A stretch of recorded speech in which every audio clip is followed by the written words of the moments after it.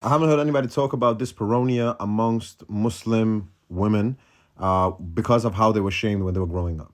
And it's an actual issue because dyspareunia essentially is when a child has been shamed so much for all of their life, which is purity culture that sit this way and do this. And, she's just a little child and she's constantly being shamed about her own body that she can't even feel safe. So her nervous system understands that sort of even being close to anybody or even her showing her like anything related to her body is dangerous to such an extent that even when she grows up, she has so much pain doing sex. And I just think to the parents, I know that the parents, they don't want bad for their children.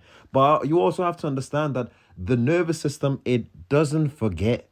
It does not forget. And I'm telling you, so many women out there, let most people in the world, let alone in the Muslim communities, doesn't even understand the concept of trauma sitting in the nervous system.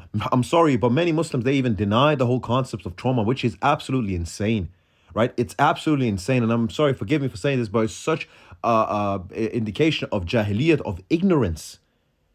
So when a child is constantly shamed and shamed and shamed and shamed and shamed, even when she grows up, she wants to engage in a loving way with her husband, but she can't. She's constantly in pain doing something where, you know, she's been shamed all her. Oh, it's just, man, come on, man.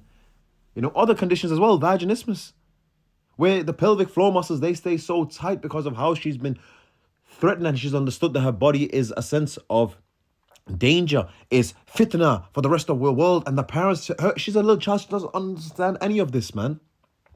We have issues here, man. And I don't get why nobody seems to talk about this. Why it's normalized that children are being shamed the way that they do. Why? Why is this okay? And it's worse amongst Muslims.